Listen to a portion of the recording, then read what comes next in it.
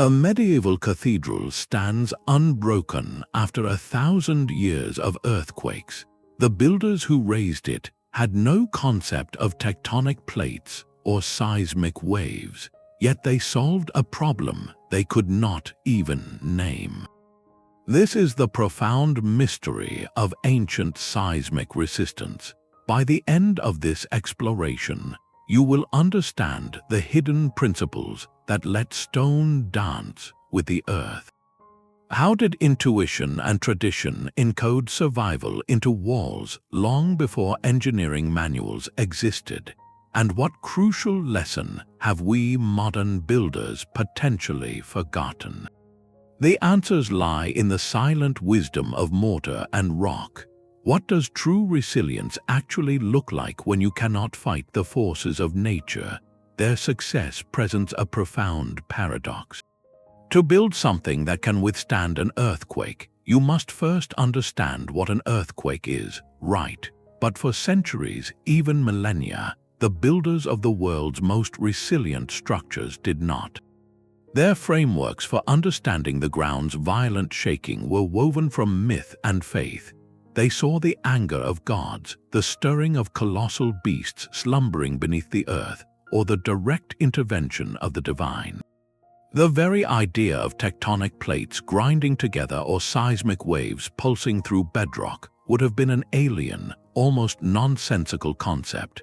And yet, from the floating stone of Hagia Sophia in Istanbul to the swaying wooden pagodas of Japan, their creations stand. How can you solve a problem you cannot even properly name? The answer lies not in what they knew, but in what they learned to do. It is a form of intelligence called tacit knowledge. Think of it as the deep, practical wisdom that lives in your hands and your instincts, passed not through lectures or blueprints, but through shared practice. A master mason would not teach his apprentice about shear forces or harmonic damping. Instead, he would show him how to shape a stone, how to mix a mortar, how to lay a course in a specific, time-honored pattern. This craft was a living language, refined over generations through a relentless, silent process of trial and error. When a tremor would pass through a region, the community's builders became forensic observers.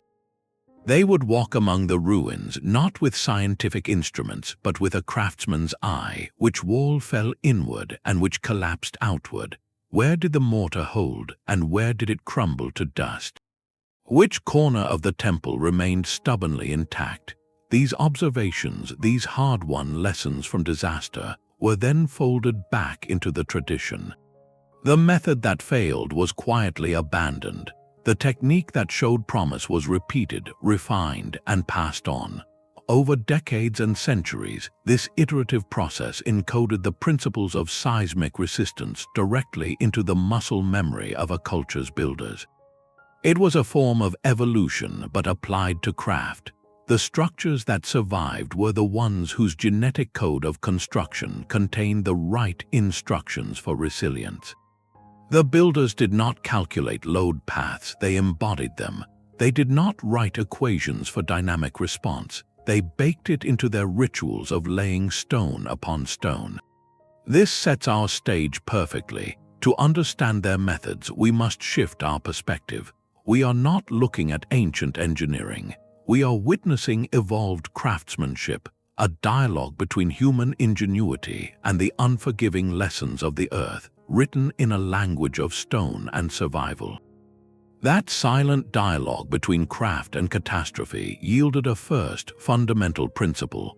Forget the idea of an unbreakable fortress. The ancient mason's secret was not supreme strength, but intelligent flexibility. Picture a tall reed in a hurricane. It bends wildly, its stem whipping back and forth, yet when the storm passes, it springs back upright. Now picture a mighty oak tree. It stands rigid, refusing to yield until a powerful gust finds a weakness and snaps its trunk completely. For centuries, builders intuitively understood that to survive the earth shaking, their structures needed to behave more like the reed than the oak. They designed buildings not to resist all movement, but to control it, to sway and rock and even momentarily come apart in specific, harmless ways, only to settle gracefully back into alignment when the tremor passed. This concept is what modern engineers call ductility, the ability of a material or a system to deform without breaking. But long before that word entered any textbook, it was being baked into stone walls across the world. One of the most elegant examples of this is timber-laced masonry. Builders would construct a wall of stone and mortar, but as they went up, they would embed long, horizontal wooden beams into the structure, laying them in entire courses that ran through the wall like reinforcing ribbons. To a casual observer, it might look like a mistake or simply a way to use up wood, but its function was genius. During an earthquake, stone is brittle. It wants to crack. The embedded timber, however, is flexible. It bends, so when seismic energy courses through the wall, these wooden beams act as a network of tiny shock absorbers. They allow the entire stone matrix to flex and sway as a single, cohesive unit, distributing the destructive force throughout its structure instead of letting it concentrate and shatter a single point. The wall breathes with the quake, it dances, and when the shaking stops, that flexible wooden skeleton helps guide the stones back to their original position. This was not a calculated engineering solution derived from physics. It was an empirical one, born from observing what worked. Perhaps an early builder noticed that a hut with a wooden frame fared better than a pure stone pile. That observation was refined, scaled up, and became tradition. The principle of flexibility manifested in other ways too. Heavy stone roofs were often deliberately left loosely connected to walls or supported by independent internal columns. This meant the roof could slide or shift slightly independently of the walls shaking beneath it, preventing a catastrophic collapse. Even the mortar itself was sometimes intentionally made weaker than the stones it bonded. This sounds counterintuitive. Why would you want your glue to be weak? Because in a tremor, that weaker mortar would crumble in a controlled way, allowing the stones to grind and shift against each other, dissipating energy through friction, instead of transmitting massive forces that would crack the stones themselves. The building would essentially shrug its shoulders, its joints loosening to absorb the blow and then settle back down. The key insight here is profound. These builders were not trying to defeat the earthquake's energy.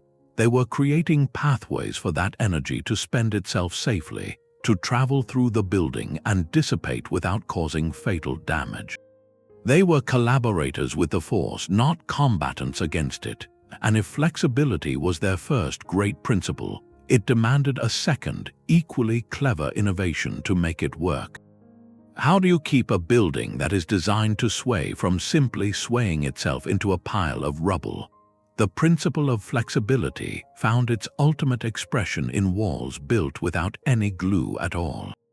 Across the ancient world, from the mountains of Peru to the citadels of Greece, masons achieved seismic resistance by mastering a second profound art, the art of dry stone construction. They abandoned the very idea of a rigid, monolithic wall.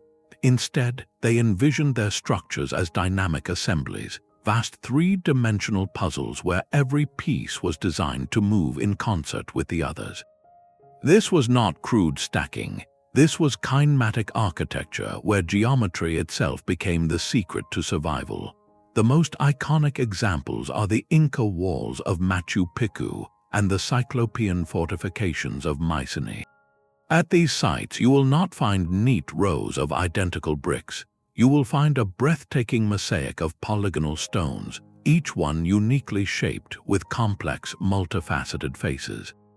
The labor behind this is almost unimaginable. Using stone hammers and abrasives, master craftsmen would spend days, perhaps weeks, on a single block, patiently grinding its surfaces until it fit perfectly against its neighbors. The goal was not a smooth facade, but a deep, intricate interlock. Each stone was carved to nestle into the ones beside it, above it, and below it, creating a web of contact points that distributed weight in every direction. The result was a wall with no straight lines or weak planes, a structure that was essentially one massive, interconnected object. Now, bring an earthquake into this picture. A typical mortared wall, if it is too rigid, will try to move as one solid piece. This creates immense internal stress, and the wall cracks along its weakest line, often collapsing completely. But a dry stone wall built with this interlocking genius behaves entirely differently. When seismic waves hit, the energy is not concentrated. It is translated into motion. Each uniquely shaped stone has just enough room to shift, to rotate minutely, to grind against its neighbors. This movement is not a failure. It is the system working as intended. The stones dissipate the earthquake's destructive energy through friction, converting that violent shaking into harmless heat and sound, the gentle rasp of stone against stone. And when the shaking stops, gravity and that perfect, puzzle-like geometry conspire to guide each block back into its stable, interlocked position. The wall settles, often looking exactly as it did before. It has danced and now it rests. This method represents a monumental investment in time and skill, a testament to a culture's commitment to permanence. It also reveals a deep, intuitive understanding of forces that would take modern engineering centuries to formally describe. These builders understood that a structure's strength does not come from defying nature's power, but from having a choreographed response to it.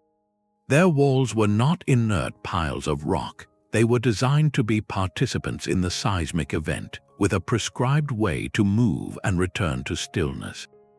This leads us to a third, and perhaps most subtle, layer of their ancient wisdom. If a building is designed to flex and its stones are designed to shift, what foundational principle ensures the entire structure moves as one unified body, rather than tearing itself apart at the base? That choreography of movement demanded a masterful sense of balance. To keep a flexible, shifting structure from toppling over, ancient builders turned to a third, elegantly simple principle found in nature itself, the inherent stability of a pyramid. From the stepped temples of the Maya to the sloping walls of medieval fortresses, the most earthquake-resilient structures often share a distinct profile, a broad, solid base that gracefully tapers to a narrower top. This shape is not merely an aesthetic choice or a symbolic reaching for the heavens. It is a brilliant application of physics, discovered through generations of watching what stood and what fell. A pyramid has a low center of gravity. Think of a toy spinning top, its weight concentrated at its bottom. You can knock it and it wobbles wildly, but it almost always rights itself. A tall, slender column, however, with its mass distributed evenly from bottom to top, is far easier to push over. Ancient masons, through relentless trial and error, internalized this truth. By building with massively thick walls at ground level that gradually became lighter and thinner as they rose, they were consciously lowering their structure's center of mass, anchoring it to the earth.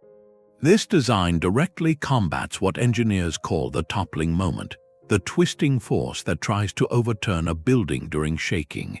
A tapered form presents less surface area for the earthquake's lateral pushes at the higher, more vulnerable levels where leverage is greatest. The seismic energy meets the greatest resistance where it is most effective, down at the wide, grounded base. Nowhere is this principle more poetically advanced than in the multi-storied pagodas of Japan and China, regions plagued by some of the most powerful tremors on the planet. These towers, often 5 or 7 stories tall, seem like they should be the first to fall. Yet for centuries they have swayed through countless quakes, their flexible wooden frames bending like trees in a storm. The secret goes beyond just the taper. At the very peak of these pagodas sits a heavy central pillar, crowned by a massive bronze ornament called a finial. This heavy weight at the top might seem like a mistake, making the structure top-heavy. But in motion, it performs a miracle of counterbalance. As the wooden frame of the pagoda begins to sway in one direction during an earthquake, the inertia of that heavy top ornament lags behind, then swings in the opposite direction. This creates a damping effect, like a pendulum swinging against the building's motion, actively stabilizing the entire tower. It is a primitive, perfectly tuned mass damper, a technology we only formally invented in the modern era. The builders did not calculate frequencies or damping ratios. They observed that a pagoda with a substantial central pillar and a heavy finial survived when others did not. That successful recipe was preserved and repeated, its physical wisdom embedded in the architectural tradition. So we have three pillars of ancient seismic wisdom: flexibility through materials, motion through geometry, and stability through form. Yet for all this brilliance, these structures were not invincible. Their resilience had a silent, often overlooked partner, a material so humble that we rarely give it a second thought. What was the final, sacrificial element in this ancient system of survival? The component that was designed to fail so that everything else could live. But a building's resilience is only as good as its connection to the earth. All that brilliant flexibility and geometric interlock would mean nothing if the earthquake's full fury was transmitted directly from the ground into the walls. This is where ancient builders revealed a fourth, and perhaps most insightful, principle. They understood that survival sometimes requires a deliberate disconnect.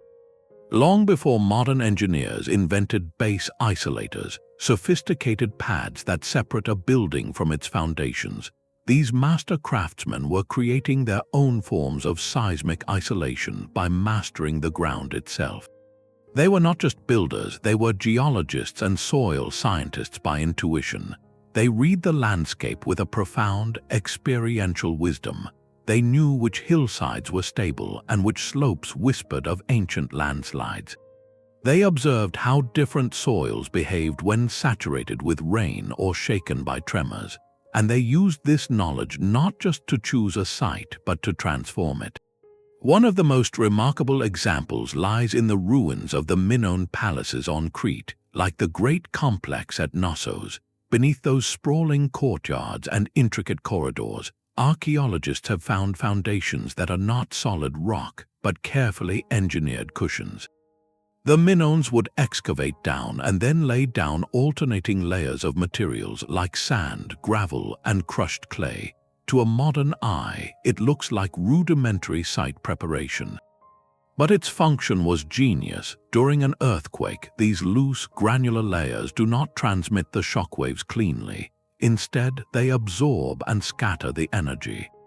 The different materials slide against each other, the sand particles shift, and the violent, high-frequency jolts from the bedrock are transformed into a slower, more gentle rocking motion by the time they reach the palace walls above. It is as if the entire building is sitting on a giant, natural shock absorber. The destructive power is dissipated into harmless friction within the earth before it can ever reach the human-made structure. In other regions, builders took a different, even more daring approach. Instead of cushioning the building, they would essentially set it free to move. There are examples from certain ancient temples in the Mediterranean to traditional structures in seismic zones, where the entire foundation is a single, colossal stone slab. This monolithic base is not deeply anchored. It sits upon the prepared ground. When the earth shakes, this entire stone platform can rock, tilting and settling like a ship on a slow, rolling sea. The building atop it moves as one rigid unit with its base, avoiding the twisting and shearing that would destroy a fixed foundation. The key here is controlled, harmonic movement. The builders were not preventing motion, they were prescribing it, ensuring the whole structure moved in a unified, predictable way that its flexible walls and interlocking stones could accommodate. This intuitive grasp of soil-structure interaction represents the final, masterful layer of their seismic strategy. They were not fighting the earthquake's energy at the wall or even at the foundation. They were stopping it at the door, using the earth itself to filter out the most destructive frequencies. They understood that a building is not an island, it is a conversation with the ground upon which it stands. And to survive that conversation when the earth shouts, you must build in a moment of silence, a buffer zone where violence can be tamed into mere motion. This collective wisdom, woven from flexibility, geometry, balance, and isolation, forms a complete system, but it begs a final, haunting question. If these methods were so effective, so deeply embedded in tradition, why did this knowledge seem to fade from the world's architectural memory for centuries? The answer to that fading knowledge may lie in a fifth and remarkably adaptive principle of resilience. While massive stone pyramids and interlocking walls represent one extreme of ancient engineering, other cultures developed a lighter, more nimble approach, one that treated a building less like a monolith and more like a living skeleton. In the seismic heartlands of the Himalayas, the Balkans, and Anatolia, builders perfected the art of the composite structure, weaving together stone, brick, and wood into a single, breathing entity. Here, wood was not merely an embedded beam or a roof support. It formed a continuous, three-dimensional cage, a literal wooden skeleton that held the entire building in a flexible embrace. One of the most elegant examples is the traditional Daji Duari construction of Kashmir, a name that poetically translates to patchwork quilt wall. The technique is a masterpiece of improvisation and redundancy. Builders would first erect a sturdy framework of closely spaced vertical timber posts, connected by horizontal wooden beams and diagonal braces, creating a dense lattice. Into the compartments of this lattice, they would pack a lightweight infill of rubble stone or brick, often set in a soft clay or mud mortar. The result looks, as the name suggests, like a beautiful, geometric quilt made of wood and stone. But its beauty is deeply functional. During an earthquake, the heavy, brittle infill material wants to crumble and burst outward. However, it is trapped and confined on all sides by the flexible wooden grid. The wooden skeleton holds the fragments together, preventing the walls from disintegrating into a deadly shower of debris. The entire wall panel can sway and distort within its frame, dissipating energy, but the wooden lattice maintains its overall integrity, keeping the building standing as a cohesive box. This system embodies an early, intuitive form of what modern engineers call a continuous load path. In a poorly built structure, seismic forces travel until they find a weak spot, a single point of failure that triggers collapse. In the Daji Duari system, the load is never allowed to concentrate. The dense network of timber creates countless alternative pathways for the energy to travel. If one wooden joint strains, the diagonal brace next to it takes up the slack. If a section of infill fails, the surrounding frame contains the damage. It is a philosophy of distributed responsibility, ensuring no single element bears the full brunt of the earthquake alone. A similar wisdom is found in the traditional Himis construction of Turkey, where timber lacing is integrated into stone masonry to create exceptionally resilient structures. This principle transforms our understanding of ancient resilience yet again. It shows that survival did not always require megalithic stones or perfect geometric fits. It could be achieved through a kind of architectural basket weaving, creating a container flexible enough to hold itself together even when its contents were shaken apart. This skeletal approach represents perhaps the most human scale of these ancient solutions, a testament to working intelligently with locally available materials. Yet it prompts us to look even closer at the materials themselves. If wood provided the flexible bones of a structure, what ancient innovations existed in the very mortar that held the stones, the literal glue of these civilizations? But the very glue holding these structures together held a secret of its own. While the geometric genius of dry stone walls captures our imagination, the truth is that many of the world's most enduring monuments relied on a different kind of bond, one that was deliberately imperfect. Ancient builders were not just masters of stone, they were alchemists of mortar. They understood that the binding agent between blocks was not merely a filler, it was a critical, active participant in the dance of survival. The most common and remarkable of these was lime mortar. Its recipe was deceptively simple. Builders would burn limestone in a kiln to produce quicklime, a caustic, volatile powder. This was then slaked with water, a violent reaction that created a putty. This lime putty was mixed with sand and sometimes secret ingredients like crushed brick dust, volcanic ash, or even animal hair, and left to age, sometimes for years before use. The result was a mortar with properties that seem almost magical to us today. Modern Portland cement, the gray powder in our concrete, is designed to be harder than the bricks or blocks it binds. It creates a rigid, monolithic wall. Ancient lime mortar was the opposite. It was intentionally softer and more flexible than the stones it held together. This was not a compromise, it was the entire point. Think of it as the difference between soldering two pieces of metal together with a hard weld versus joining them with a thick, pliable layer of rubber. When an earthquake strikes, the rigid weld will transmit every shock directly into the metal, which may then crack. The rubber joint, however, will flex, absorb the energy, and protect the metal pieces. This is precisely what happened in a lime-mortared wall. During seismic shaking, the destructive energy coursing through the structure would seek the path of least resistance. That path was the softer mortar. Tiny microcracks, invisible to the naked eye, would form throughout the mortar joints. These cracks acted as a network of pressure relief valves, allowing the stones to shift minutely against each other, dissipating the earthquake's force as harmless friction and heat within the mortar itself. The stones remained largely intact, their integrity preserved because the mortar sacrificed itself. It was a brilliant strategy of designed failure, where the weakest link was also the most vital safety feature. But the alchemy did not stop there. Lime mortar possessed a second, almost lifelike property, the ability to heal itself. This process is called autogenous healing. When those microcracks formed, they exposed fresh, unreacted lime inside the mortar joint to air and moisture. This uncarbonated lime would then slowly dissolve, travel into the crack with water, and react with carbon dioxide in the air to form new, solid calcium carbonate crystals, effectively sealing the fissure from the inside out. A wall could literally knit itself back together after a tremor, regaining strength over time.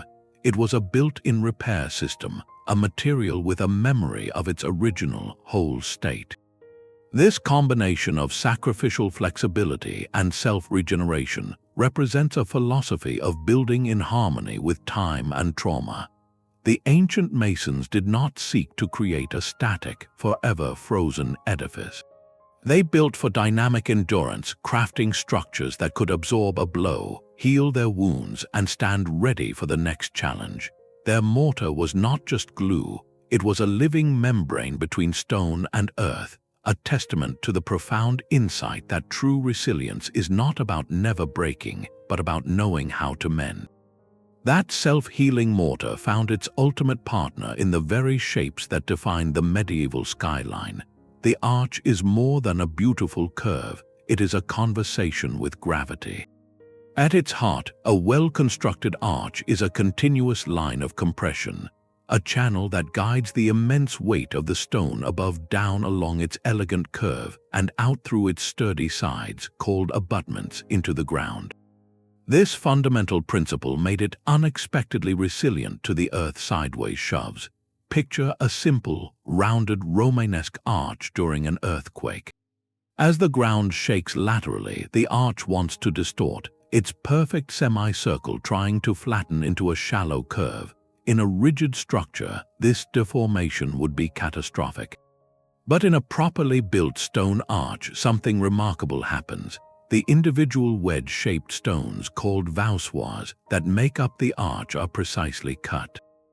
When the arch deforms, these stones simply press more tightly against one another. the force is transformed, redirected along new, but still continuous, lines of compression within the distorted shape.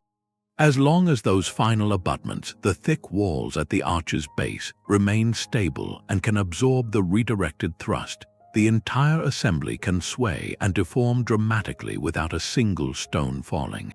It is a system designed to find a new equilibrium with every shock. This geometric genius was pushed even further with the pointed Gothic arch. That iconic peak is not just for heavenly aesthetics, it is a seismic innovation.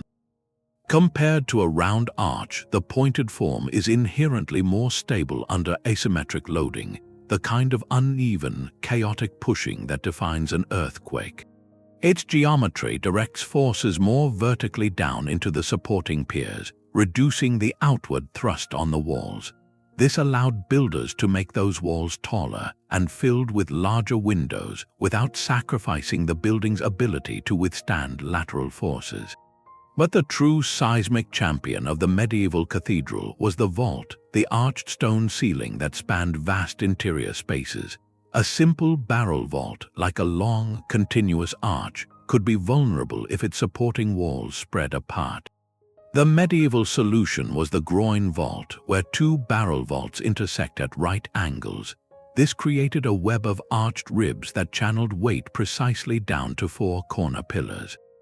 During an earthquake, this ribbed network could flex and shift, the complex geometry distributing dynamic loads in multiple directions, preventing a single catastrophic failure point. And this brings us to one of history's most famous seismic retrofits, the flying buttress. We often think of these elegant, arched stone arms as enabling unprecedented height and light, which they did. But their widespread adoption in the 12th and 13th centuries was frequently a direct response to crisis. Many earlier cathedrals, with their towering stone vaults, began to show alarming cracks in their walls, signs of structural stress that earthquakes would only exacerbate. The flying buttress was the brilliant fix. By transferring the outward thrust of the vaults away from the fragile upper walls and down to massive, separate piers of stone set farther out, it created a rigid external skeleton. This skeleton locked the entire building into a more stable, triangulated form. When the ground shook, this external frame could absorb and redistribute the lateral forces, protecting the delicate glass-filled walls within. The flying buttress did not just hold the building up, it held it together against the Earth's tremors.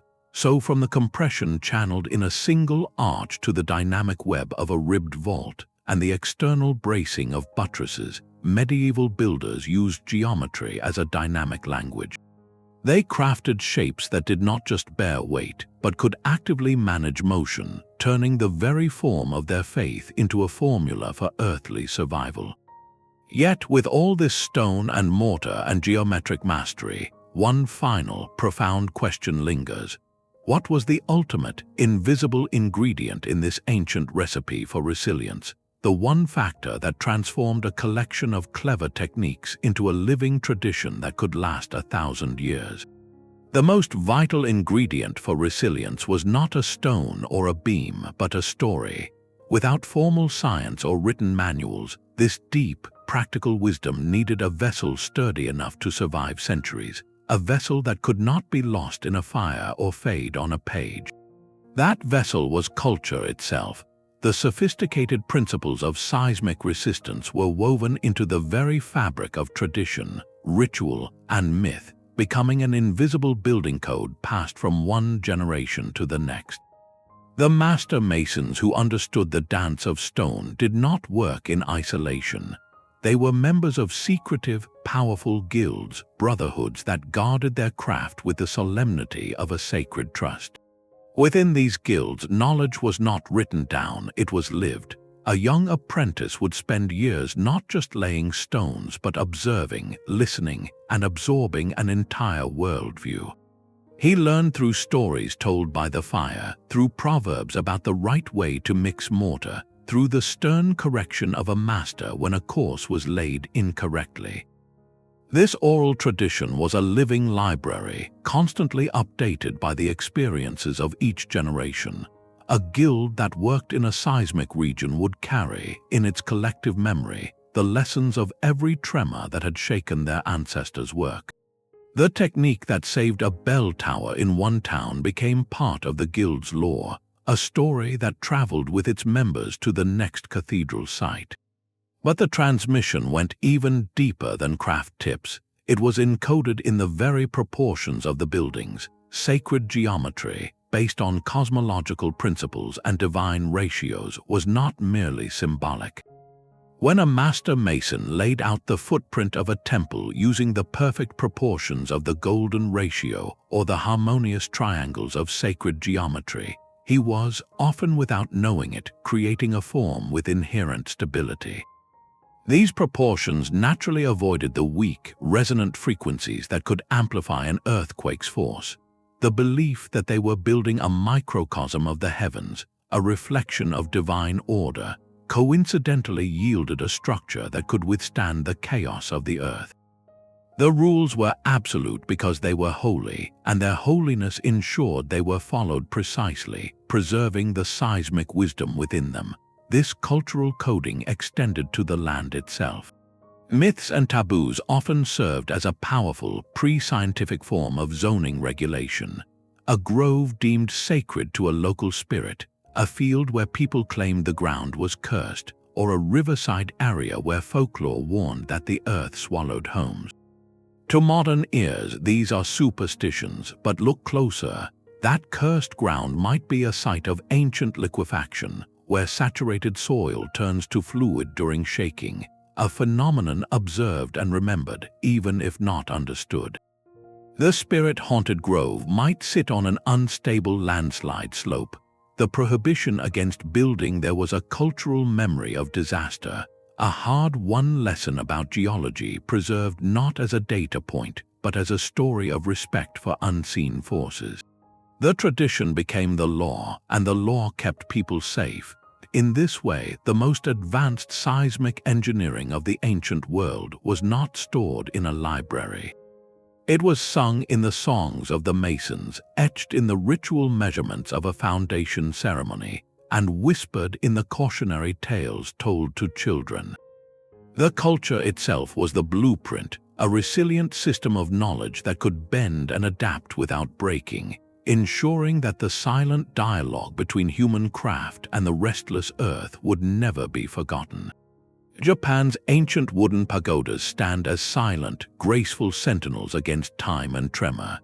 In a land defined by seismic unrest, structures like the 5-story pagoda at Horyuji Temple have endured for over 1,400 years, swaying through countless quakes that have flattened modern cities. Their survival is not a mystery of magic, but a masterpiece of wooden engineering, a system so refined it anticipates principles we would only name centuries later. At the heart of this system is a single, profound element, the shinbashira, or central pillar. Unlike a typical building support column, rooted deep into the foundation, the shinbashira in many of these pagodas is not fixed at the bottom at all. Instead, it hangs like a colossal pendulum, suspended by chains or beams from the very top of the structure, its base hovering just above the ground or resting loosely in a stone socket. This is the first brilliant paradox, a central pillar that does not primarily hold the building up, it steadies it. Surrounding this hanging core, the pagoda is built as a series of stacked boxes.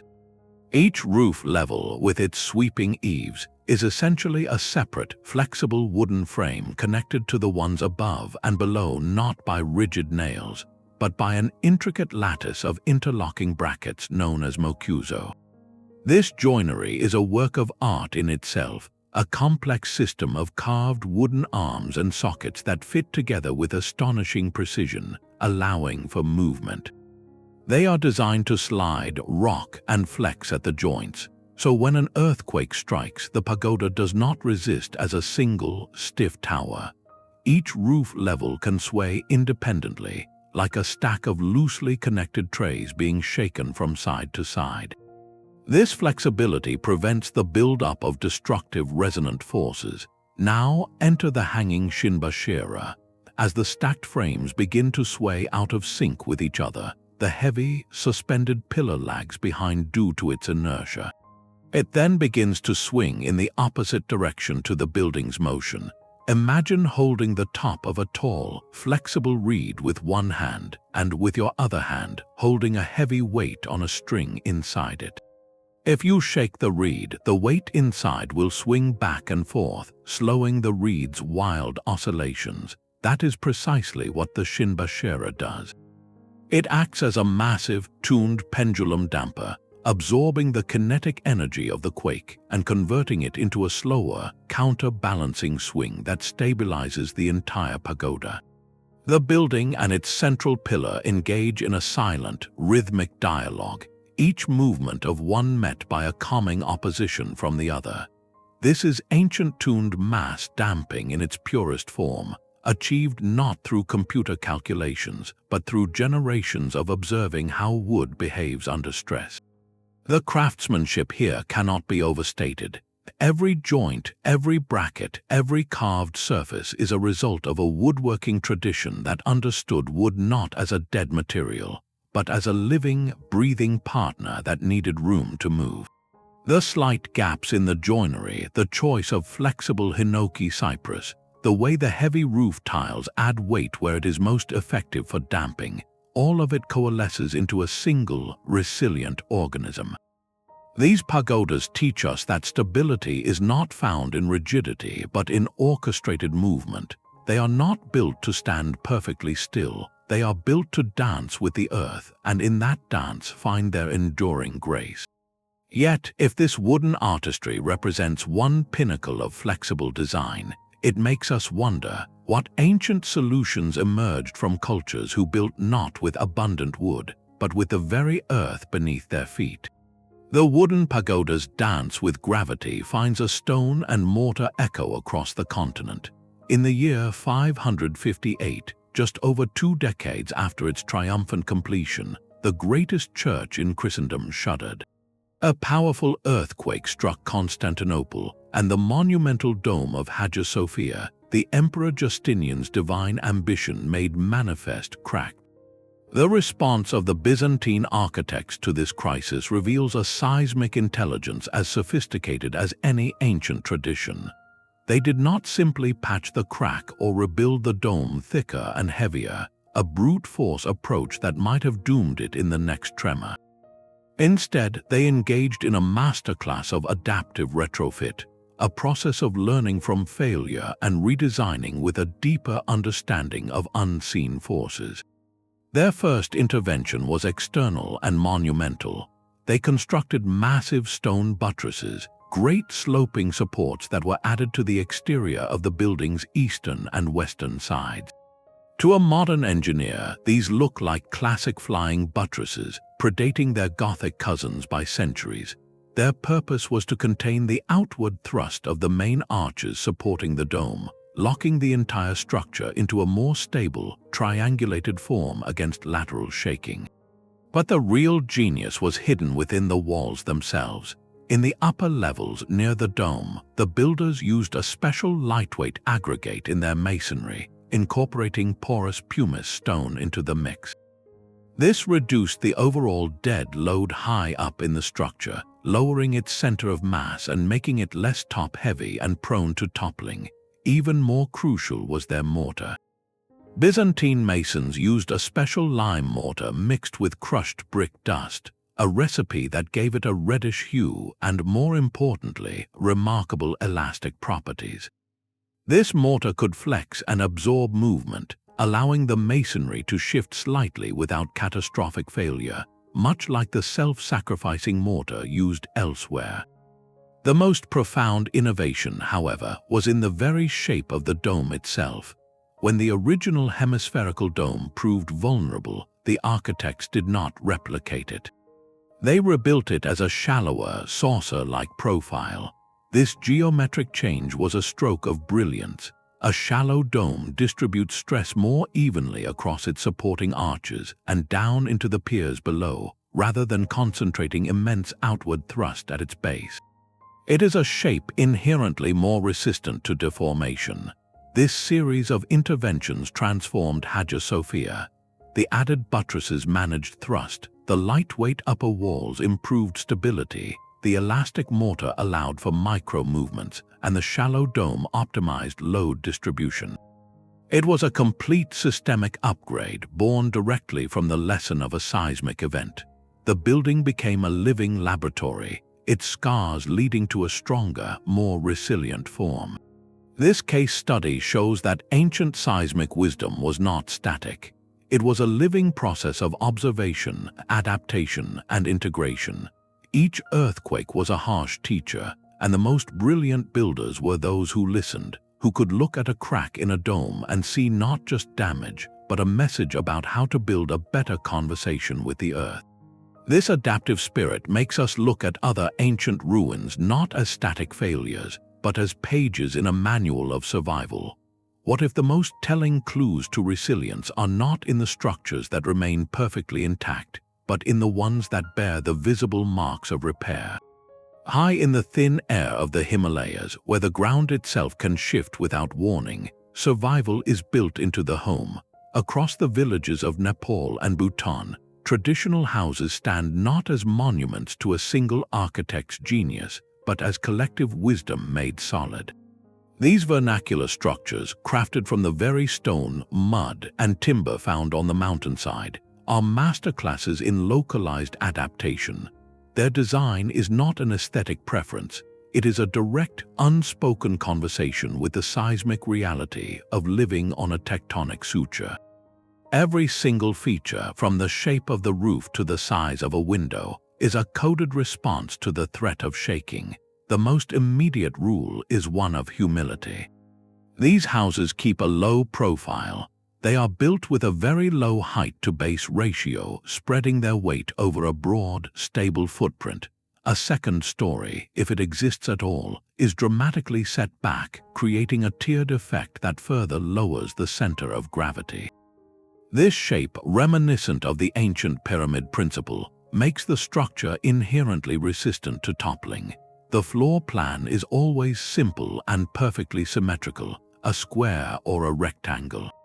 Symmetry ensures that when lateral forces hit, they are distributed evenly through the building's frame. There is no unbalanced wing or awkward extension to create a twisting motion, a weak point where collapse could begin. Even the windows are part of the seismic strategy. Openings are kept small and few, positioned centrally in the walls. This preserves the continuous, unbroken strength of the load-bearing masonry, creating a strong cellular box that can resist racking, the dangerous distortion that turns a rectangle into a parallelogram during shaking. But perhaps the most ingenious feature is the roof. In many regions, it is a massive, overhanging construction of heavy slate tiles. This seems counterintuitive, adding great weight high up. Yet its function is brilliant. The tremendous weight of this roof acts as a clamping force, pressing down on the tops of the walls and holding the entire structural box together under compression. During an earthquake, this downward pressure helps keep the walls from separating or bowing outward. It is a permanent gravitational embrace. The construction process itself is a ritual of resilience. These homes are rarely built by hired contractors. They are raised by the entire community, a shared endeavor where knowledge flows from elder to youth through the act of doing. The timing of construction is tied to the seasons, allowing mud mortars to cure slowly and fully in the dry air, achieving maximum strength. The timber used for lintels, for corner braces, and for the intricate joinery within is carefully selected, seasoned, and fitted with joints that allow for minute movement. This is architecture without a single textbook or engineering stamp. It is a living system of rules passed down through generations, each rule a hard-won lesson from the past. A village elder might insist on a certain wall thickness not because he calculated the load, but because his grandfather's house, built that way, was the only one standing after the Great Tremor. The small window is not just for warmth, it is because a larger one once spelled collapse. this vernacular tradition represents the purest form of seismic adaptation, a perfect alignment of need, material, and inherited knowledge. It proves that profound safety can be encoded in cultural practice, in the stubborn repetition of what was seen to work. Yet this deep, localized wisdom raises a pivotal question for our modern world. In an age of globalized construction and standardized materials, what happens when this intimate, place-specific knowledge is forgotten? A simple tool held the secret to standing tall. Suspended from a string, the humble plumb bob was more than a weight for checking a wall's vertical line. In the hands of a master mason, it became a profound instrument of intuition, a device that connected the builder's eye directly to the silent forces of gravity and stability. With it, they could trace the invisible line of a perfect vertical, the absolute reference in a world of shifting stone. But their use of this tool went far beyond mere alignment. They employed it to establish the very proportions of the building itself, creating a system of rules that, while seemingly simple, were a form of genius. A master would decree that a freestanding wall must be 1/5 as thick as it is tall. A column's diameter should be 1/8 of its height. These were not arbitrary numbers plucked from the air. They were the distilled wisdom of generations, born from the relentless empirical process of observing which structures stood through storms and tremors, and which lay in rubble. When a wall built to a 1:4 ratio collapsed, that ratio was discarded. The 1:5 ratio that survived became canon, passed from master to apprentice as an unbreakable law. This was optimization through collective memory, a slow cultural algorithm refining itself against the harsh test of reality. These proportional rules did something extraordinary. They accidentally engineered seismic safety into the very bones of a structure. A wall built to the 1/5 rule is inherently stout, with a lower center of gravity and a cross-section robust enough to resist buckling under lateral loads. It is a shape that naturally dissipates the energy of a shake rather than amplifying it. The rules often extended beyond single elements to govern the entire building's layout, creating a harmonious, balanced whole. And where did these perfect proportions come from? Often, they were drawn from the world the builders knew best, the human body and the harmonies of music. The same mathematical ratios that define pleasing musical intervals, like the octave or the fifth, were believed to reflect the divine order of the cosmos. Building with these sacred proportions was an act of aligning human creation with celestial harmony. A nave's length to its width might mirror a perfect musical ratio, not because it sounded better, but because it was thought to be inherently stable, blessed by the natural order of things. This belief in sacred geometry meant that every aspect of a cathedral, from the grand sweep of the nave to the intricate tracery of a window, was governed by a coherent, interlocking system of ratios. Unknowingly, this pursuit of cosmic harmony created structures with exceptional dynamic performance. The balanced proportions prevented the concentration of stress and avoided the dangerous resonant frequencies that can cause a building to shake itself apart. The plumb bob and the proportional rule were a language, a way to translate deep, observed truths about stability into a form that could be taught, repeated, and trusted. They turned intuitive understanding into reproducible craft. This coded wisdom, embedded in tradition and ritual, ensured that even a builder who had never felt an earthquake was constructing a defense against it. Yet this reliance on inherited rules and intuitive tools prompts a deeper reflection. What happens when the cultural chain of transmission is broken, when the plumb bob is set aside and the sacred proportions are forgotten in favor of a new, seemingly more precise way of building? That deep, intuitive grasp of geometry and proportion was a form of wisdom, but wisdom alone could not guarantee survival. It required a final, practical strategy, one that anticipated not just how a building should stand, but how it should fail. Ancient builders understood a fundamental truth that modern engineering has only recently formalized. A truly resilient structure cannot have a single point of failure. It must be designed with a built-in backup system, a network of alternative paths for the immense forces of an earthquake to travel. This principle is called structural redundancy, and it was woven into the very fabric of ancient architecture long before the term existed. You can see its most literal expression in the great hypostyle halls of Egypt or Persia.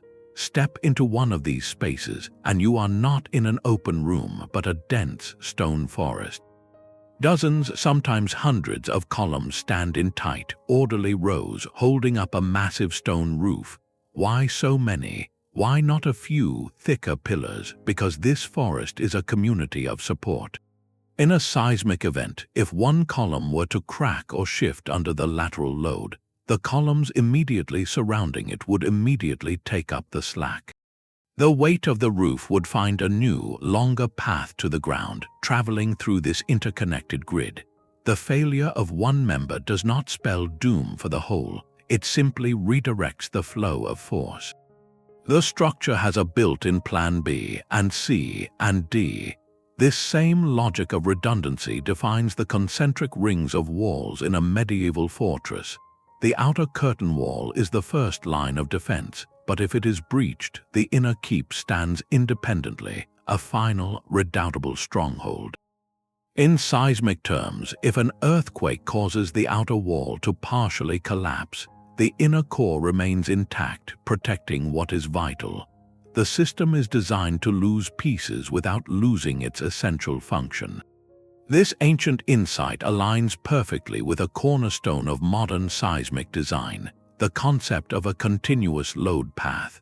The goal is to tie every single element of a building together, from the roof to the foundation, into one cooperative unit.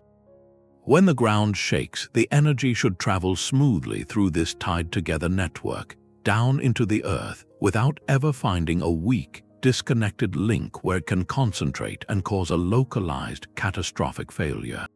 Ancient builders achieved this continuity through ingenious physical connections. In classical Greek and Roman construction, stone blocks were often bound together with metal clamps, usually iron or bronze, set into carved channels and sealed with molten lead. These clamps, often shaped like a double T or a swallowtail, did not just prevent stones from sliding apart, they actively tied the entire wall together, making it behave like a single, tensile skin under stress. Similarly, the timber lacing we discussed earlier, those horizontal wooden beams embedded in masonry walls, served this exact purpose.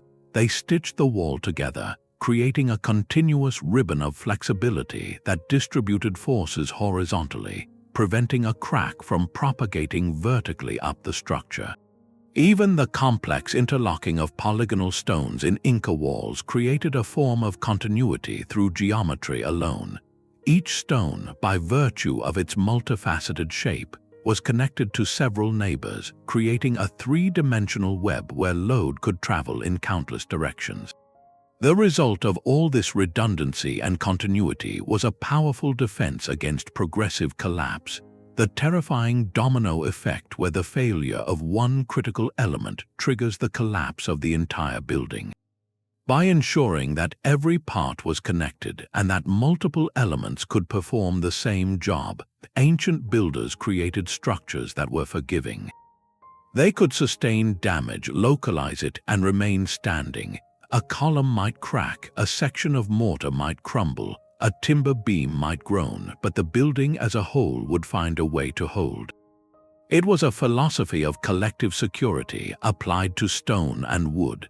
The building was not a collection of independent parts, but a community where every member supported the others, ensuring that when the earth shook, they would all sway together or not at all. A building's resilience was measured not in years but in generations.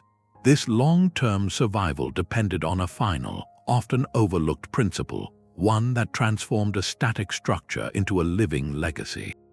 True seismic resistance was not a one-time achievement locked into the mortar at construction. It was a continuous conversation, sustained by the hands of the community through deliberate, ritualized care. In cultures around the world, the act of maintaining a building was not mere chore. It was a sacred duty, a seasonal ceremony that wove the structure's well-being into the very fabric of cultural life. Annual festivals, often tied to harvests or solstices, would include a day dedicated to the communal inspection and repair of temples, bridges, and granaries. The entire village would participate, from elders pointing out hairline cracks to children fetching water for new mortar. This collective effort served a profound dual purpose. On a practical level, it was preventative medicine for architecture. The constant re-pointing of mortar joints before they could erode, the careful replacement of weathered wooden lintels or beams, and the meticulous clearing of drainage channels and roofs all fought a silent, relentless enemy, water. Water infiltration is the great underminer. It seeps into cracks, freezes and expands, rusts metal ties, and rots wooden supports. A structure weakened by decades of water damage stands little chance when the earth finally shakes. This ongoing maintenance ensured the building met any seismic challenge at its full, original strength. But on a deeper level, these rituals created a living memory of the structure. By touching its stones, mixing its mortar, and understanding its quirks, each generation inherited an intimate, tactile knowledge of how the building was put together. A grandfather showing his grandson how to properly pack clay into a joint was not just fixing a wall, he was transmitting the building's own language of stability. This continuous, hands-on engagement meant the community never saw their structures as finished, untouchable monuments. They were dynamic partners requiring attention and respect. The building's needs dictated a rhythm of care, and in tending to those needs, the people reaffirmed their bond to their shared heritage and to the land itself. This reframes maintenance from boring upkeep into the most vital component of the seismic system. It was the ongoing software update to the hardware of stone and timber. A perfectly engineered wall could still fail if left to decay, while a modest structure, lovingly maintained and understood by its community, could outlast empires. The resilience was in the relationship, a perpetual dialogue between the people and their place, ensuring that when the earth spoke, the building was not only strong enough to listen, but had a chorus of voices ready to help it answer. Ruins whisper a different kind of truth. For every cathedral that still touches the sky, there are foundations that lie in silent, scattered heaps. These sites of collapse are not mere monuments to failure. They are the other half of the ancient blueprint, the negative image from which the positive was slowly developed.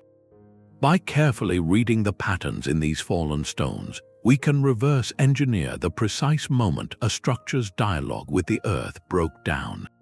An archaeologist examining such a site does not just see rubble, they see a forensic snapshot. A tower that has fallen in a single, unified direction often tells of a foundation that gave way on one side, perhaps built on soft, uneven soil that liquefied during shaking. A scatter of stones fanned outward from a wall's base speaks of a structure that was too rigid, with no flexibility to absorb the lateral push, so it simply shattered and burst. Perhaps most telling are the corners of buildings found separated from the main walls, a clear sign of a fatal flaw, the lack of a proper connection between perpendicular walls. Without that tied-together continuity, the shaking ground could easily pull the building apart at its seams. These were the hard lessons written in stone and paid for in loss. The surviving builders of the community would have walked through this devastation with heavy hearts and observant eyes. They would have seen which walls fell inward, offering some protection, and which collapsed outward, creating deadly cascades. They would have noted where the mortar turned to dust and where the stones themselves had cracked. This grim post-mortem was the most critical phase of their research and development. A technique that led to a tall, slender tower toppling would be quietly abandoned. The realization that a certain type of clay soil was treacherous would become a community taboo, a story passed down to warn future generations away from building there. The observation that a building with well-tied corners remained standing, even if damaged, would become a new rule etched into the guild's practice. This slow, iterative learning from disaster was a powerful, if painful, form of empirical science. Each earthquake served as a brutal, full-scale stress test, revealing the weak points in their current understanding of craft. There was no controlled laboratory, only the unforgiving reality of the natural world. Success was not guaranteed, and progress was measured in generations, not years. Yet, this very process of learning from failure is what allowed the principles of flexibility, continuity, and proper foundations to gradually crystallize into tradition. The path to resilience was not a straight line drawn by a genius architect.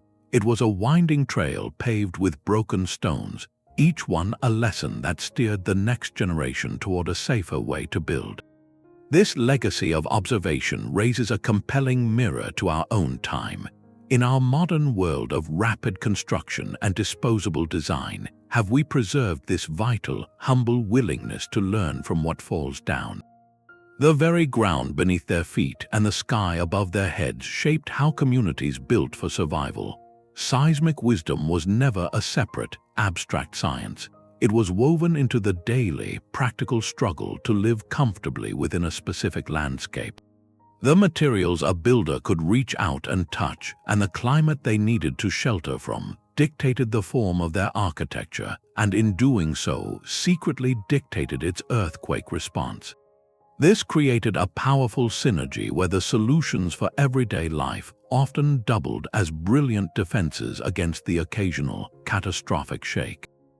In the sun-baked valleys of the Middle East and North Africa, the primary building block was not quarried stone, but the earth itself, formed into mud bricks dried by the relentless sun.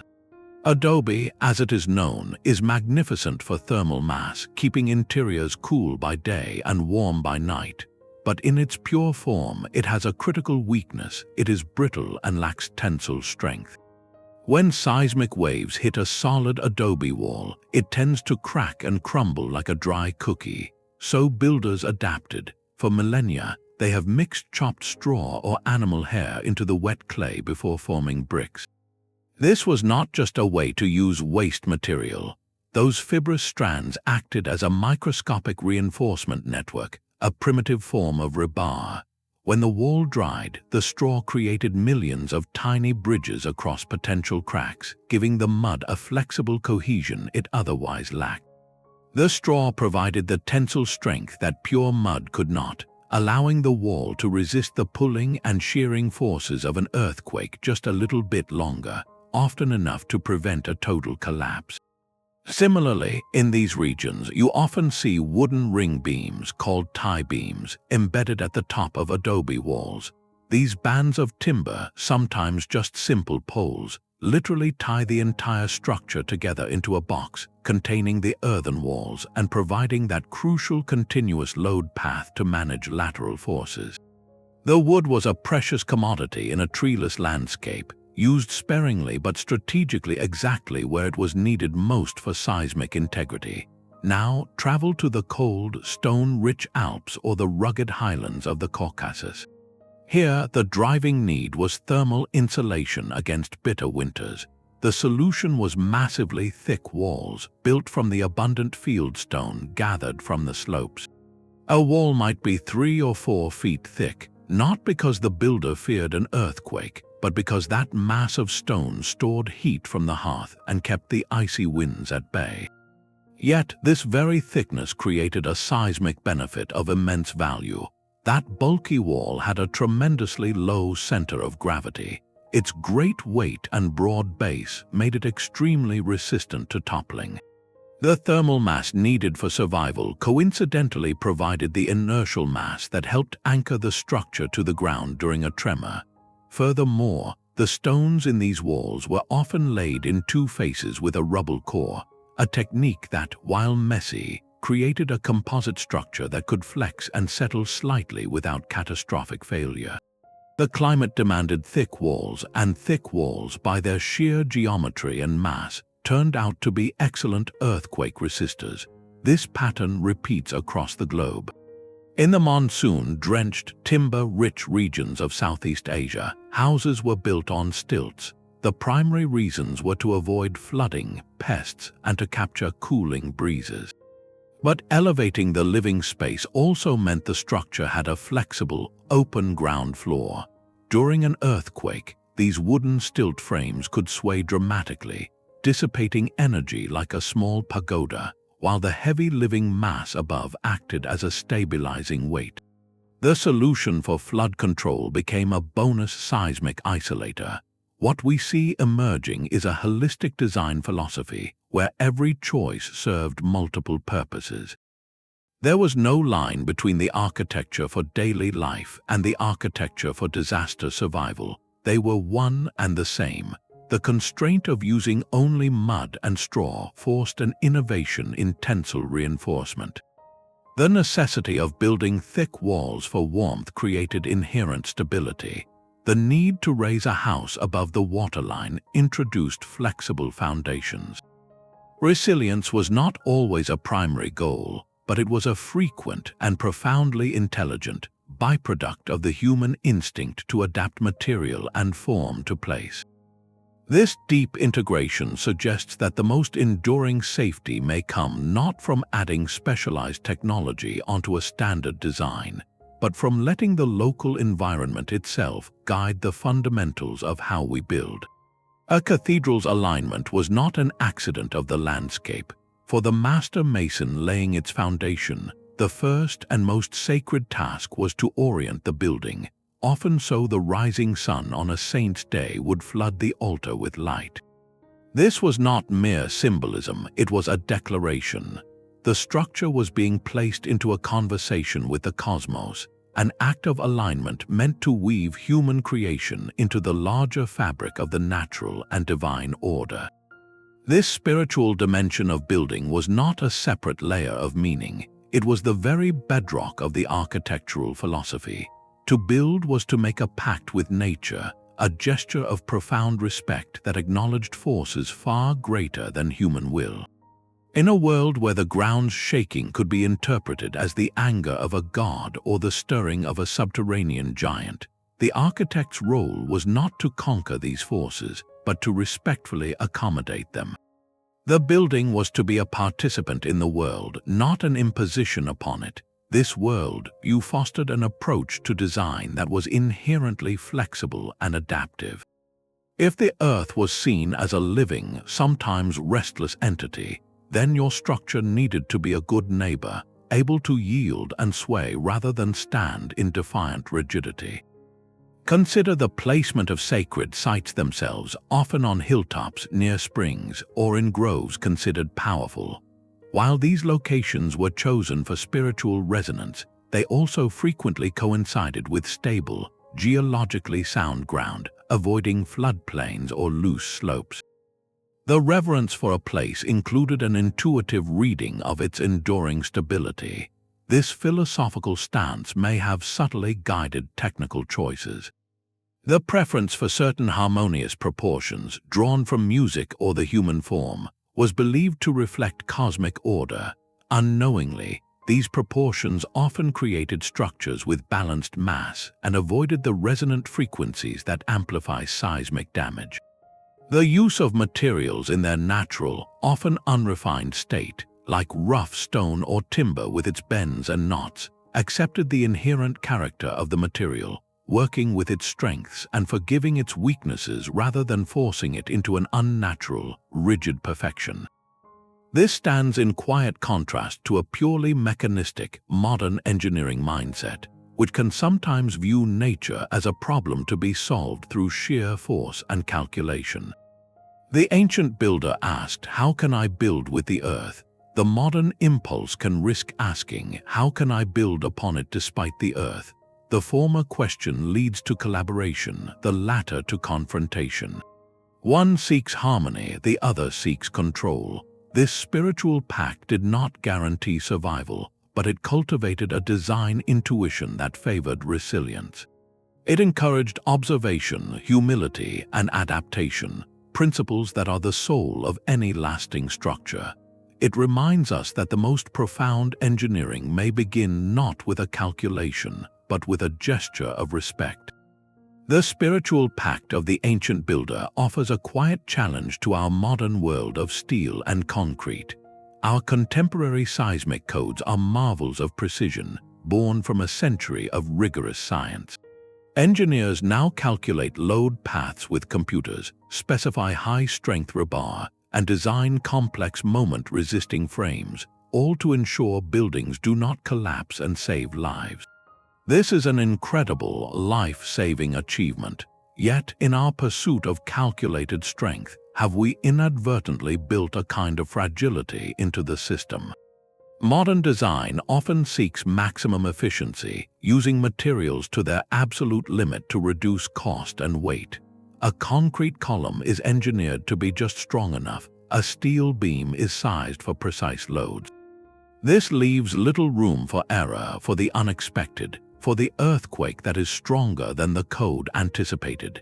It creates structures that are strong, but not necessarily resilient in the ancient sense of the word. They are designed not to fall down, but they are not always designed to gracefully absorb a shock, heal, and continue standing for another 500 years. This is where the old masters still have a profound lesson to teach us. Their wisdom was not about ultimate strength, but about layered defense, about building in a capacity for graceful deformation. We are beginning to relearn this, often by reinventing their principles under new names. Take base isolation, one of the most advanced seismic technologies used in museums, hospitals, and bridges today. The building rests on flexible bearings or sliders that decouple it from the shaking ground, allowing it to remain almost stationary while the earth moves beneath it. This is not a new idea. It is the sophisticated cousin of the Minoan's layered foundation cushions and the loose stone slab bases used in other ancient cultures. Both concepts share the same brilliant insight: sometimes you must disconnect to survive. Another modern innovation is the rocking frame, where structural elements like concrete walls or steel-braced frames are designed to deliberately lift off their foundations and rock during a quake, with special tendons or weights to pull them back to center. This is not a failure mode, it is a designed performance, a direct echo of the controlled rocking and settling in dry stone walls and pagodas. We are engineering the dance they intuitively choreographed. The most significant shift may be a renewed appreciation for redundancy and simplicity. Ancient structures survived because they had multiple load paths, because if one element failed, 3 others could take its job. Modern codes are increasingly embracing this principle of ductility and continuous load paths, but we can go further. What if we designed modern buildings to use more sustainable, flexible materials like engineered timber, which can sway and absorb energy much like those ancient wooden skeletons? What if we valued repairability, designing joints and materials that allow for damage to be easily seen and fixed after a tremor, rather than hiding it behind finishes until it is too late? This is not about abandoning science for tradition. It is about a synthesis, a conversation across time. The ancient builder's intelligence was holistic, born from a deep dialogue with material, place, and community. The modern engineer's intelligence is analytical, born from a deep understanding of force and mathematics. Both are essential. The future of resilient design may lie in blending them, in creating structures that are not only safe by calculation, but also resilient by design, buildings that are strong yet flexible, efficient yet redundant, high-tech yet fundamentally understandable and maintainable. It requires us to look at a 2,000-year-old wall not as a relic of primitive technique, but as a sophisticated prototype, a testament to a different kind of engineering genius, one that built for the long conversation with a restless earth.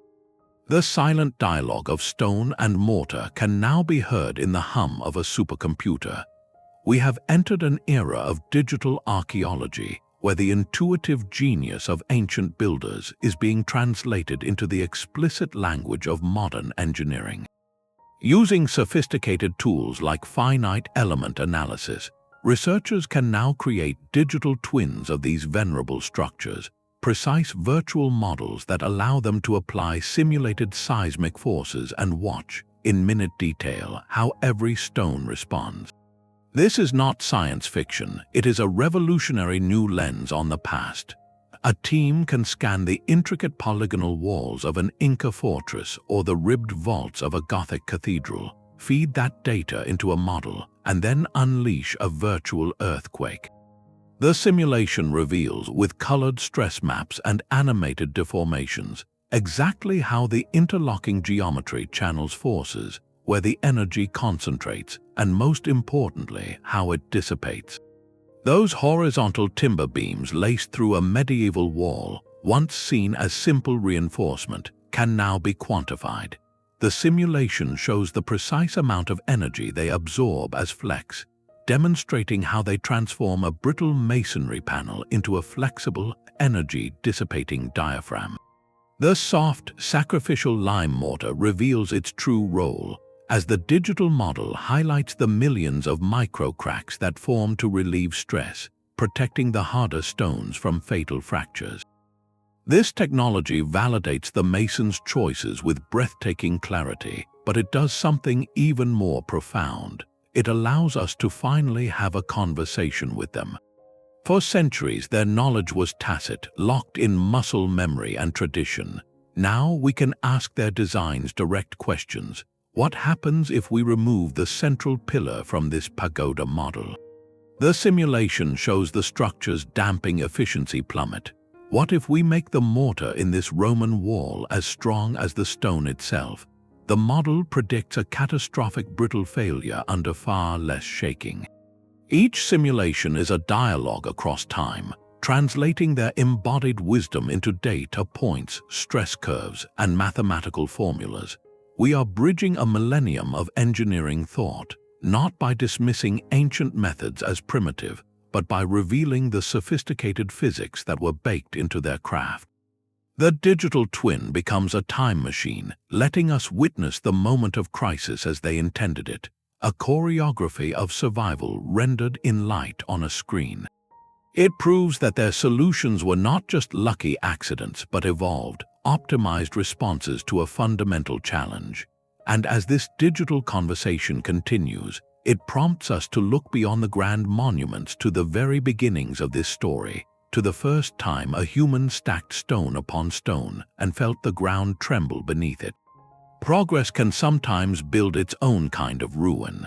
As concrete trucks roll into once remote villages and steel girders rise over historic cityscapes, a profound and dangerous exchange is taking place. The ancient, evolved language of seismic resilience is being traded for a globalized, one-size-fits-all construction manual, often with devastating consequences.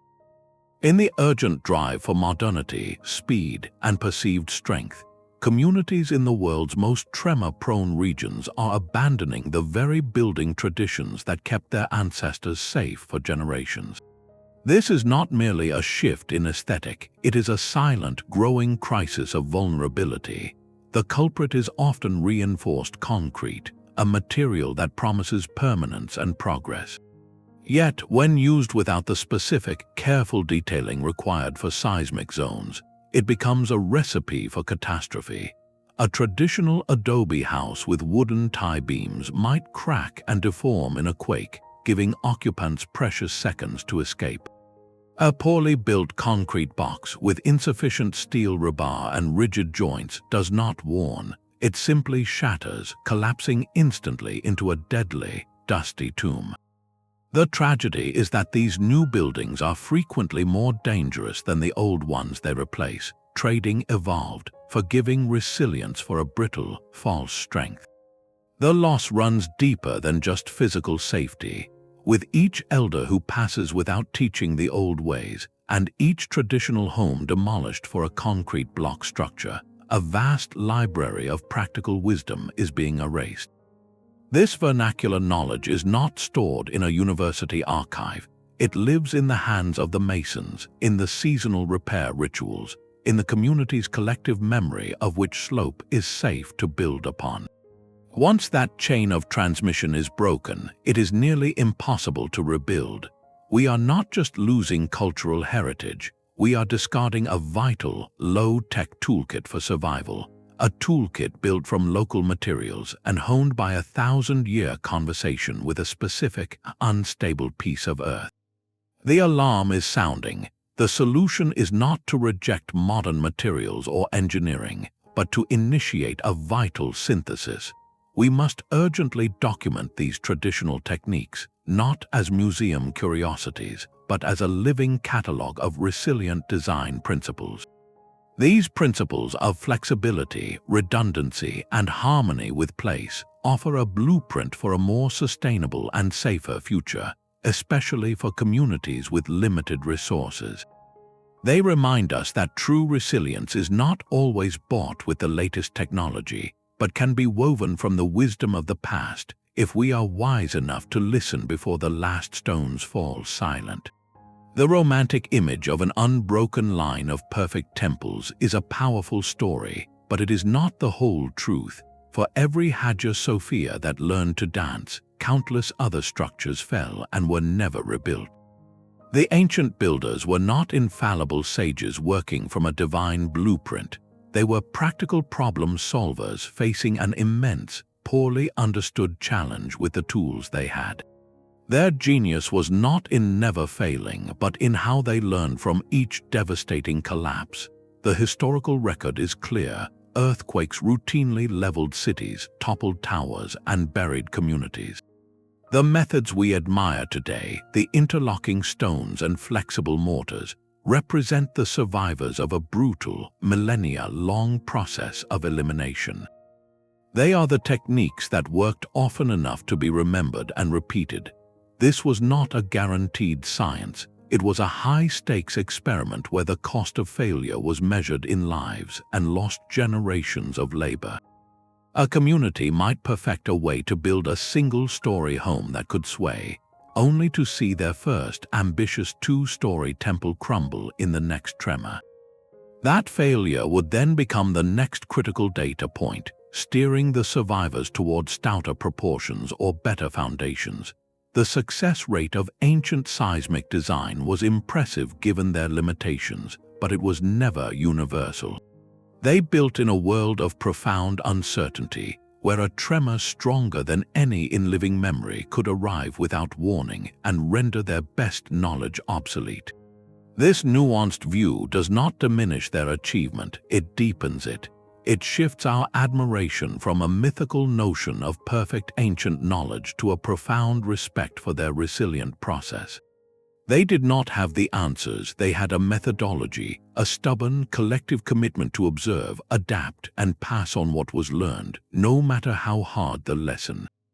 Their legacy is not a catalogue of unbreakable buildings, but a testament to human ingenuity in an endless conversation with a volatile planet. This clears away the myth to reveal something more compelling, the realistic, gritty, and ultimately brilliant problem-solving of people building a future on shaky ground.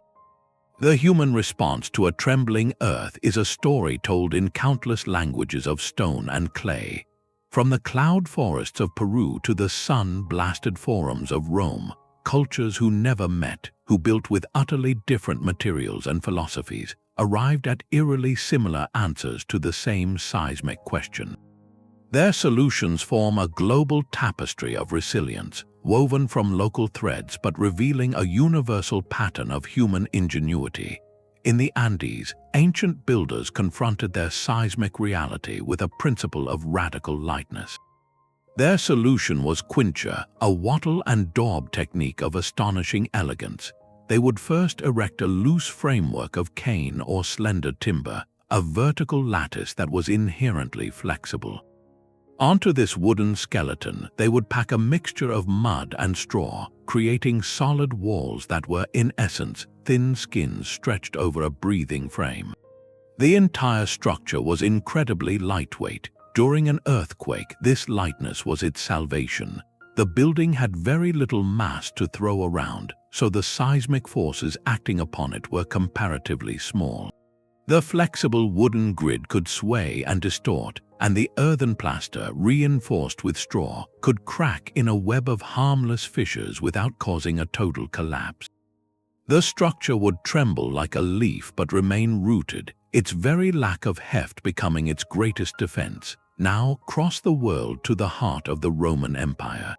Here, the architectural language was one of supreme confidence and mass.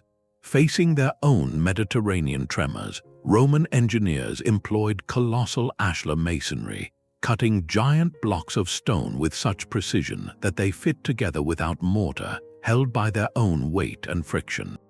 In their forums and temples, they did not seek lightness, they sought immovable presence. Their solution was the opposite of the Peruvians, relying on immense weight and perfect geometric interlock. A Roman wall built this way was so heavy, so broadly based, and so perfectly fitted that the energy of an earthquake struggled to get a grip on it. The stones would grind against each other, dissipating force through friction, but the sheer mass and low center of gravity made the structure profoundly resistant to toppling. It was stability through overwhelming inertia. This is the fascinating convergence. The Peruvians with their lightweight quincha and the Romans with their monumental ashlar blocks were solving the same physics problem from opposite ends of the spectrum. Peru chose minimal mass to minimize force. Rome chose maximum mass to resist force. Peru embraced flexibility through a wooden cage. Rome achieved stability through monolithic geometry. Yet both methods worked brilliantly within their contexts, using the materials they had to create a form that could survive the dialogue with a restless landscape. This independent arrival at effective, yet opposite, solutions speaks to something profound. It suggests that seismic resilience is not a single, secret formula, but a fundamental design space that human intuition can explore and map using different materials and logics. Whether through the graceful give of woven cane or the immutable lock of cut stone, cultures were learning the same core lesson: to build a structure that had a planned response to motion, a way to manage energy rather than simply defy it. This global tapestry of solutions weaves a final, compelling thread, one that connects the intuition of the past to the urgent needs of our present. His name was rarely carved into the cornerstone. The master mason stood before a mountain of rough stone, not with a blueprint but with a vision held in his mind and a lifetime of touch in his hands. He was the central processor of the ancient building world, an intuitive engineer whose laboratory was the quarry and whose calculations were written in calloused palms and a keen, measuring gaze. To understand how seismic wisdom became embedded in stone, we must step into his world, a realm where knowledge was not abstract but deeply embodied. This man, and they were almost always men within the guild systems, was a unique fusion of roles. He was part architect, visualizing the whole from the ground up. He was part sculptor, understanding how to release a form from raw rock, and he was undeniably a community leader, directing teams of laborers and apprentices with an authority born from proven skill. His true genius, however, lay in a profound tactile intimacy with his materials. He did not just see stone, he knew it. Running his hands over a fresh block from the quarry, he could assess its grain, its density, its hidden faults. He knew which stones were born for foundation work, their stubborn weight of virtue, and which had a finer character, destined for delicate tracery or a soaring arch. This knowledge was not from a geology textbook. It was a language learned through thousands of repetitions, through the shock of a hammer strike and the gritty feel of dust. His engineering was equally visceral. He judged proportion and stability with his eye, using simple tools like the plumb bob and level, but also a deep, internalized sense of geometry. He could look at a leaning wall and sense not just that it was wrong, but how much it was wrong and what combination of forces was pulling it out of true. His memory was a living library of successes and failures, not his own, but those of every mason who came before him, passed down as stories and strict rules. He remembered the tale of the bell tower in the next valley that fell because its walls were too thin for its height, so he built his thicker. He recalled the old church that survived the great tremor because of its wide footprint, so he designed his with a similarly broad base. Each decision was informed by this collective memory, a continuous, generational feedback loop written in standing stone and rubble. His process was one of constant, on-site observation and adaptation. He did not design every detail in advance from a distant office. He would set the grand scheme, the proportions, the key dimensions, and then solve problems as they emerged, responding to the unique character of each stone and the subtle realities of the land. If a foundation settled unevenly, he adjusted the courses above to compensate. If a particular load-bearing arch seemed to strain, he might add a hidden buttress or thicken a pier, his interventions guided by an intuitive feel for flow of force.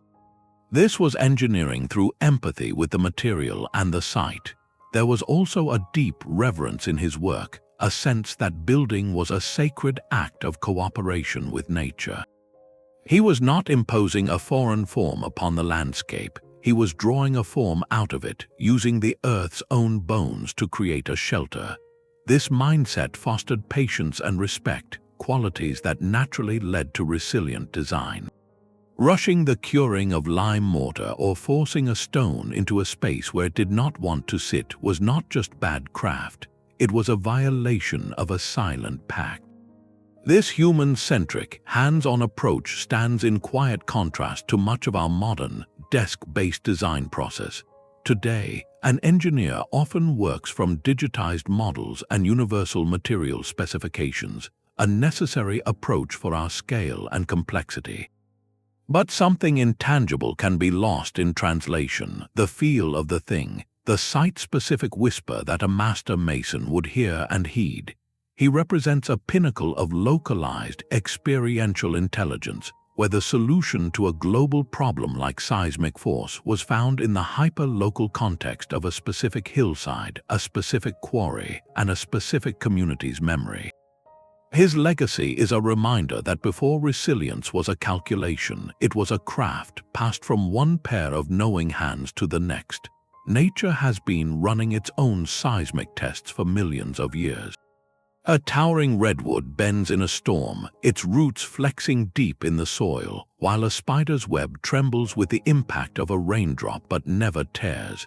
These are not accidents of biology, they are masterclasses in resilience, and they are now guiding the next great leap in how we build. This emerging field is called biomimicry, and it asks a beautifully simple question: what if our buildings could learn from a tree? The answers are bringing us in a stunning twist, full circle to the ancient wisdom we have been tracing. The future of seismic design is not about inventing something wholly new, but about finally understanding, on a molecular level, the principles that master masons and carpenters intuited centuries ago. Consider the humble spider's silk. It is stronger than steel by weight and possesses a remarkable ability to stretch and absorb immense kinetic energy without snapping.